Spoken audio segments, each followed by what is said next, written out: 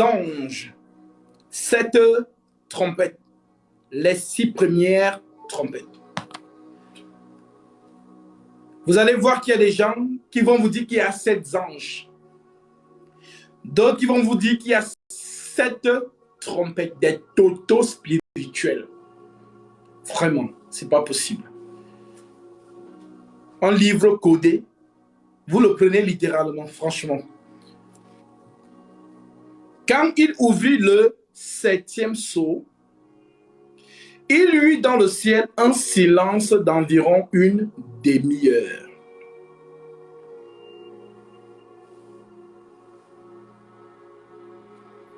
Et je vis les 7 anges qui se tiennent devant Dieu. Et 7 trompettes leur furent données. Donc on vous dit que lorsqu'il ouvre le 7e sceau, il y eut dans le ciel un silence d'une demi-heure. Ça veut dire quoi? C'est quoi le silence d'une demi-heure?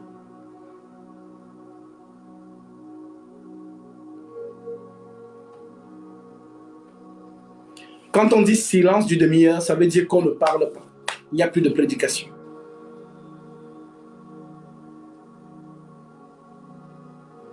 Parce que celui qui prêche, c'est qui? C'est le Saint-Esprit.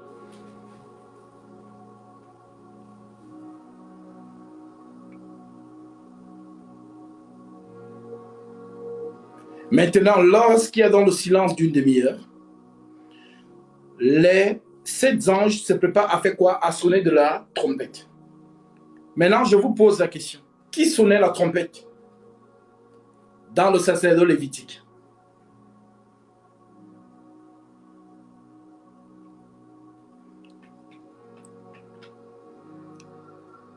Que Dieu te bénisse. Je ne vois pas tout ton nom, Aya, mais tu te reconnaîtras. Tu as fait cette offrande certainement parce que tu as été touché. La parole du Seigneur déclare que celui à qui l'on enseigne la parole fasse part de tous ses biens, celui qui l'enseigne. Ne vous y trompez pas, on ne se moque pas de Dieu. Ce qu'on aura semé, il le moissonnera aussi. Que la parole du Christ qui est esprit et vie te fasse moissonner fidèlement à cette offrande que tu viens de faire. Que ta demeure ne manque jamais de blé ni d'huile, au nom de Jésus-Christ. Que ton compte soit toujours alimenté. Qu'il déverse sur toi ses dons spirituels. Qu'il te donne surtout ce que tu désires au fond de ton cœur. Et que ton compte soit toujours alimenté au nom puissant de notre Seigneur Jésus-Christ. Sois béni, ma sœur ou mon frère qui a fait cette offrande. Je répète, quand il ouvrit le 7e sceau, il y eut dans le ciel un silence d'environ une demi-heure.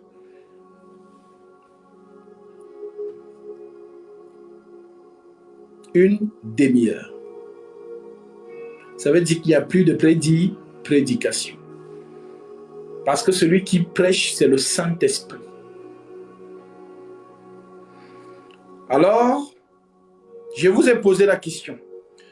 Lorsque il y a le silence, on dit, et je vis les 7 anges qui se tiennent devant Dieu, et 7 trompettes leur furent données.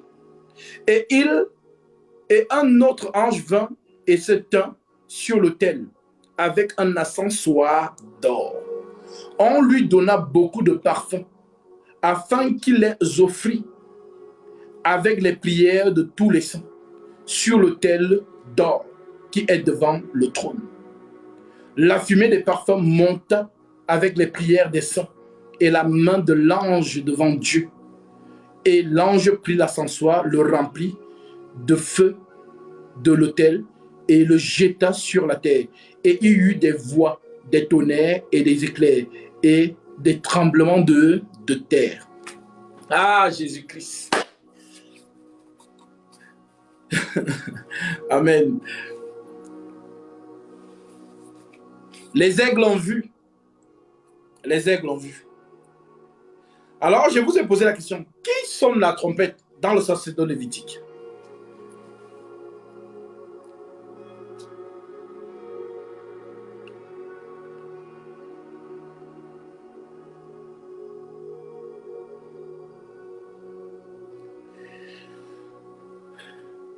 Amen.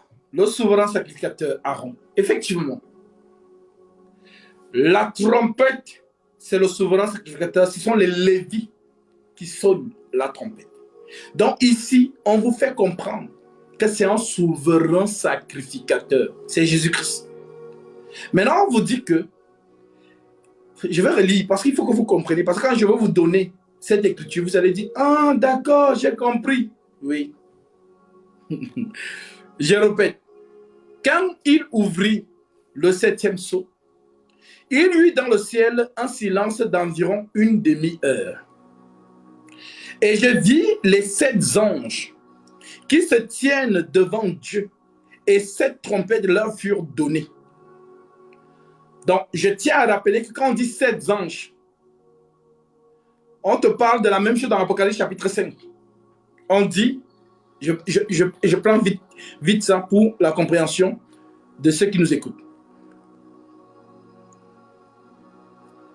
On dit, c'est Jean qui nous dit, Apocalypse 5, verset 6, et je vis au milieu du trône et des 4 êtres vivants, et des vieillards, un agneau qui était là comme immolé. Il avait 7 cornes et 7 esprits et 7 yeux, qui sont les 7 esprits de Dieu envoyés par toute la terre. Donc l'agneau a 7 cornes. L'agneau a 7 esprits de Dieu. Est-ce qu'il y a 7 esprits de Dieu? Non. Il n'y a qu'un seul esprit. L'esprit, c'est lui, l'étoile. Voilà pourquoi quand on le voit dans Apocalypse 1, marcher au milieu des 7 chandeliers, donc on dit qu'il y a 7 étoiles sur sa main droite. Maintenant, des totaux spirituels ont pris ça pour attribuer les étoiles à des hommes. Non, Branham, c'est l'étoile de ceci. Voilà, Osborne, c'est l'étoile totaux spirituelle. Les 7, il n'y a pas 7 étoiles. Donc, l'étoile, c'est l'ange. Ce n'est pas moi qui donne la définition. Allons demander à Jésus lui-même. Apocalypse, chapitre 1. Apocalypse, chapitre 1, au verset 17. Quand je le vis, je tombais à ses pieds comme mort. Il posa sur moi sa main droite en disant, ne crains point, je suis l'alpha et l'oméga, le premier et le dernier et le vivant. J'étais mort et le vivant. J'étais mort et voici je suis vivant au siècle des siècles. Je tiens les clés de la mort et des sujets des morts. Écris donc les choses que tu as vues, celles qui sont et celles qui doivent arriver après elles. Le mystère des 7 étoiles, on dit le au singulier, le mystère des 7 étoiles, c'est lui qui dit, le mystère des 7 étoiles, le mystère des 7 étoiles que tu as vu dans ma main droite et des 7 chandeliers d'or. Les 7 étoiles sont les 7 anges. Les 7 étoiles sont les 7 anges.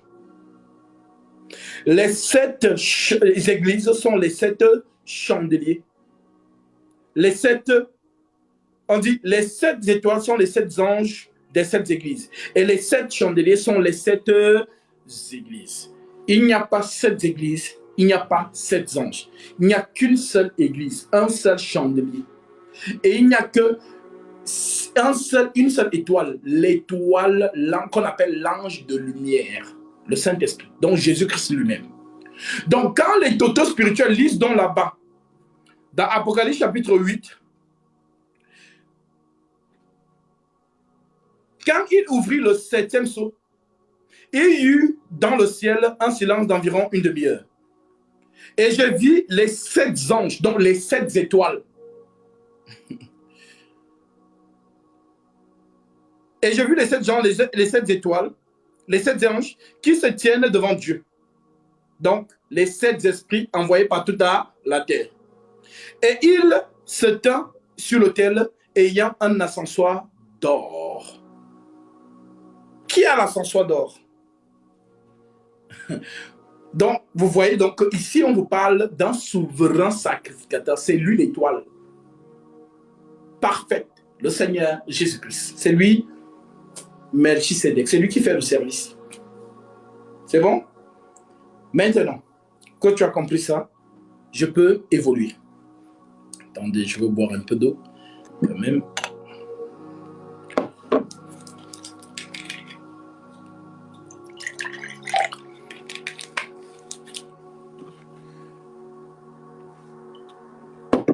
Alors, on vous dit donc,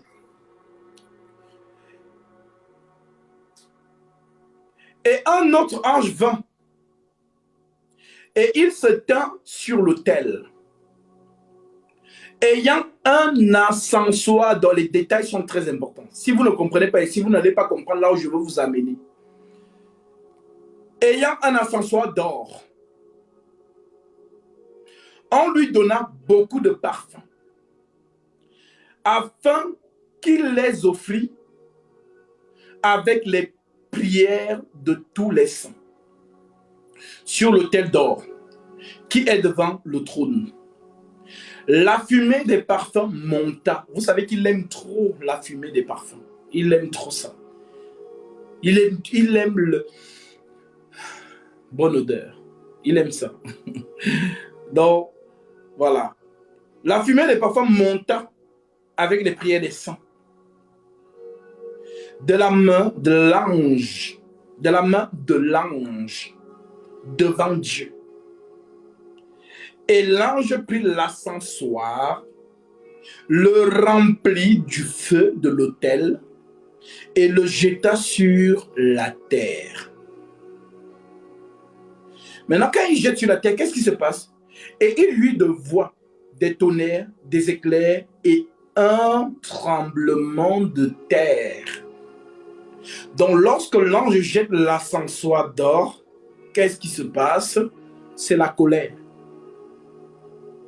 Les voix, des tonnerres, des éclairs et des tremblements de terre. Les 7 anges qui avaient les 7 trompettes se préparèrent à sonner, en a sonné. Maintenant, allons donc, pour que vous compreniez cette écriture. Je vous invite avec moi dans Nombre chapitre 16. Allons-y.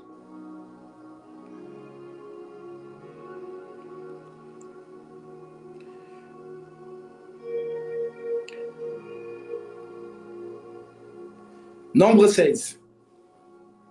On y est? On y va.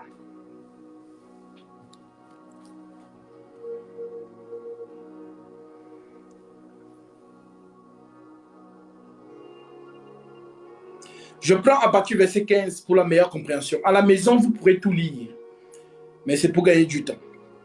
Moïse fut très irrité. Et il dit à l'Éternel, n'aie point égard à leur offrande. Je ne leur ai pas même pris un âne, et je n'ai fait de mal à aucun d'eux. Moïse dit à Corée, toi et toute ta troupe, trouvez-vous demain devant l'Éternel, toi et eux avec Aaron, le souverain sacrificateur. Prenez chacun de votre brésier. Le brésier, c'est l'ascensoir que l'ange a là-bas. Mettez-y du parfum et présentez devant l'Éternel. Car nous avons ceux qui disent que non, ce sont eux les vrais souverains sacrificateurs. Mais Moïse sait que celui qui a été établi souverain sacrificateur, c'est Aaron. Alors il dit, ok, prenez-en les brésiers, on va voir qui est le vrai souverain sacrificateur. Celui que Dieu va écouter. Et présentez devant, donc il dit, prenez chacun votre brésier, mettez-y du parfum et présentez devant l'Éternel chacun votre brésier. Il y aura 250 brésiers. Toi et Aaron, vous prendrez aussi chacun votre brésier. Ils prirent chacun leur brésier et ils mirent du feu et ils posèrent du parfum. Et ils se tinrent à l'entrée de la tente d'assignation avec Moïse et Aaron. Et Corée convoqua toute l'assemblée contre Moïse et Aaron à l'entrée de la tente d'assignation. Alors la gloire de l'Éternel apparut à toute l'assemblée. Et l'Éternel parla à Moïse et à Aaron et dit, séparez-vous du milieu de cette assemblée et je les consumerai en un instant. Ils tombèrent sur leur visage et dirent, oh Dieu, donc Aaron et Moïse se prosternent donc maintenant pour faire ce qu'on appelle l'intercession pour le peuple. Parce que Dieu décide de tuer tout le monde. Alors, eux disent, Seigneur, non, s'il te plaît, ne fais pas ça. Ils tombèrent sur leur visage et disent, oh Dieu, Dieu des esprits de toute chair, un seul homme a péché et tu t'irriterais contre toute l'assemblée. L'Éternel parla à Moïse et dit, parle à l'assemblée d'Israël, à l'assemblée, et dit, retirez-vous de toutes parts loin de la demeure de Corée, de Dathan, d'Abiram. Moïse se leva et alla vers Dathan et Abiram. Et les anciens d'Israël le suivirent. Il parla à l'assemblée et dit, éloignez-vous des tentes de ces méchants hommes et ne touchez à rien de ce qui leur appartient, de peur que vous ne périssiez, en même temps qu'ils seront punis pour tous leurs péchés.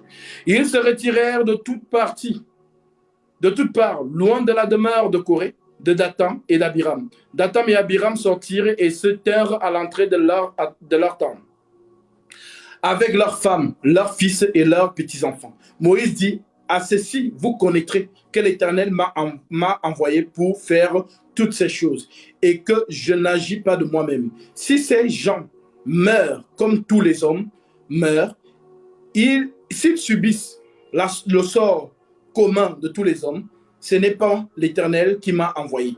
Mais si l'Éternel fait une chose inouïe, si la terre ouvre sa bouche pour les engloutir avec tout ce qui leur appartient et qu'ils descendent vivants dans le séjour des morts, vous saurez alors que ces gens ont méprisé l'Éternel. Comme il acheva de prononcer toutes ces paroles, la terre qui était sous eux se fendirent. Tremblement de terre. La terre ouvrit sa bouche et les engloutit, eux et leurs maisons, avec tous leurs gens de Corée et tous leurs biens. Ils descendirent vivants dans le séjour des morts. Or, eux et tout ce qui leur appartient. Tout ce qui leur appartenait. La terre les engloutit, les recouvrit et ils disparurent au milieu de l'assemblée. Tout Israël qui était autour d'eux s'enfuit. Tout Israël qui était autour d'eux s'enfuit. À leur cri, car ils disaient, fuyons de peur que la terre ne nous engloutisse. Un feu sortit d'auprès de l'Éternel. Un feu sortit d'auprès de l'Éternel et consuma les 250 hommes qui offraient le parfum. L'Éternel parla à Moïse et dit, dis à Eliezer, fils du sacrificateur Aaron, de retirer de l'incendie des brasiers et d'en répandre au loin le feu, car ils sont sanctifiés avec les brasiers de ces gens qui ont péché au péril de leur vie. Que l'on fasse des larmes étendues dont on couvrit l'autel. Puisqu'ils ont été présentés devant l'Éternel et qui sont sanctifiés, ils serviront de souvenir aux enfants d'Israël. Le sacrificateur Eliezer prit le brasier d'Aaron qu'avaient présenté les victimes de l'incendie et il en fit les lames pour couvrir l'autel. C'est un souvenir pour les enfants d'Israël afin qu'un étranger à la race d'Aaron ne s'approche point d'offrir du parfum devant l'Éternel et ne soit comme Corée et comme sa troupe selon ce que l'Éternel avait déclaré par Moïse. Dès le lendemain, toute l'assemblée des enfants d'Israël murmura contre Moïse et Aaron en disant, vous avez fait mourir le peuple de l'Éternel. Comme l'assemblée se formait contre Moïse et Aaron et comme ils tournaient les regards vers la tente d'assignation, voici la nuée la recouvrit et la gloire de l'Éternel apparut. Moïse et Aaron arrivèrent devant la tente d'assignation et l'Éternel parla à Moïse et dit, retirez-vous du milieu de cette assemblée et je les consumerai en un seul instant. Ils tombèrent tous sur leur visage et Moïse dit à Aaron, écoutez bien, Moïse dit à Aaron, prends le brasier, l'ascensoir, mets-y du feu dessus l'autel, pose du parfum, va promptement vers l'assemblée et fait pour eux l'expiation. Car la colère de l'Éternel a éclaté. Donc vous comprenez les trompettes qu'on va sonner là-bas maintenant. Car la colère de l'Éternel a éclaté. Mets du feu dessus l'autel, pose aussi du parfum, va promptement vers l'assemblée et fait pour eux l'expiation, car la colère de l'Éternel a éclaté. La plaie a commencé. Aaron prit le brésier, comme Moïse avait dit, et courut au milieu de l'assemblée. Et voici, la plaie avait commencé parmi le peuple. Il offrit le parfum et il fit l'expiation pour le peuple. Il se plaça entre les morts et les vivants. Il se plaça entre les morts et les vivants. Et la plaie fut arrêtée. Il y eut 14 700 personnes qui moururent de cette plaie. Outre ceux qui étaient morts à cause de Corée, Aaron retourna auprès de Moïse à l'entrée de la tente d'assignation. La plaie était arrêtée. Vous avez compris? Maintenant, rentrons dans l'Apocalypse. Voilà pourquoi on vous dit, si vous ne maîtrisez pas la loi, ce n'est pas l'Apocalypse que vous allez comprendre. Donc, on vous dit donc ici, un autre ange vint. Donc, ce ange, c'est qui? Le souverain sacrificateur. Un autre ange vint afin qu'il ait. Un autre ange vint et se tint sur l'autel, ayant un ascensoir d'or. On lui donna beaucoup de parfums, afin qu'il les offrit avec les prières de tous les saints sur l'autel d'or, qui est devant le trône. La fumée des parfums monta avec la prière des saints de la main de l'ange devant Dieu.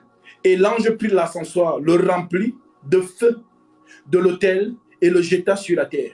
Et il eut des voix, des tonnerres, des éclairs et un tremblement de terre. Donc, nous comprenons ici que ce n'est rien d'autre que le souverain sacrificateur, le Seigneur Jésus-Christ, qui va maintenant répandre la calamité sur la terre. Et les 7 anges qui avaient les 7 trompettes se préparèrent pour en sonner. Et les 7 anges qui avaient les 7 trompettes se préparaient pour en sonner. Le premier sonna de la trompette. Et il y eut de la grêle et du feu mêlés du sang, qui furent jetés sur la terre, et le tiers de la terre fut brûlé. Et les tiers des arbres furent brûlés. Les arbres, ce sont les hommes. Et toute herbe verte fut brûlée. L'herbe aussi, ce sont les hommes. Le second ange sonna de la trompette. Et quelque chose comme une grande montagne, embrasée par le feu, fut jetée dans la mer. Dans la mer, vous avez compris, ce sont les peuples. Peuple, population, c'est ça qu'on appelle la mer. Et le tiers de la mer devint du sang. Et le tiers des créatures qui étaient dans la mer et qui avaient vie mourut. Et le tiers des navires périt. Le troisième ange sonna de la trompette. Et il en tomba du ciel une grande étoile ardente, comme un flambeau. Et elle tomba sur le tiers des fleuves et sur la source des eaux. Le nom de cette étoile est Absinthe. Et le tiers des eaux fut changé en absinthe. Et beaucoup d'hommes moururent par les eaux, parce qu'elle était devenue amère, dont le mensonge. Donc l'étoile là, on en parlera. L'étoile là n'est rien d'autre que Satan. Le quatrième ange sonna de la trompette et le tiers du soleil fut frappé, et le tiers de la lune et le tiers des étoiles, afin que le tiers en fût obscurci, et que le jour perdit un tiers de sa clarté, et la nuit de même. Je regardais et j'entendis un aigle qui volait au milieu du ciel, disant d'une voix forte: Malheur, malheur Malheur aux habitants de la terre, à cause des autres sons de trompette, des 3 anges qui vont sonner. Maintenant, nous allons voir dans Exode là-bas. Il y a quelqu'un qui a fait tomber la calamité sur la terre en Égypte. Il s'appelle comment?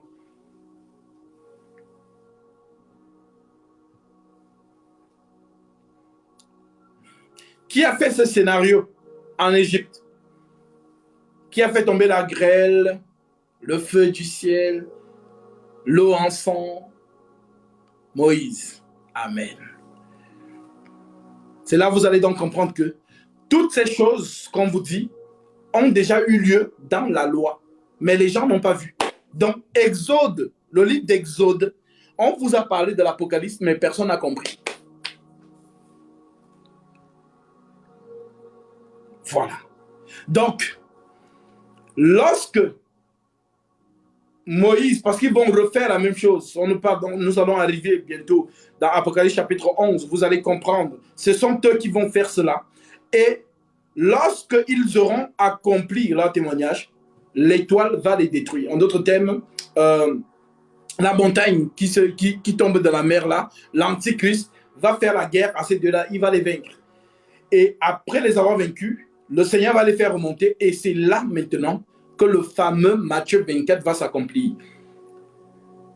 Le signe du Fils de l'homme paraîtra dans le ciel. C'est là maintenant qu'il va descendre pour venir maintenant faire la guerre à celui qui a vaincu les 2 autres. Nous continuerons demain par la grâce de Dieu.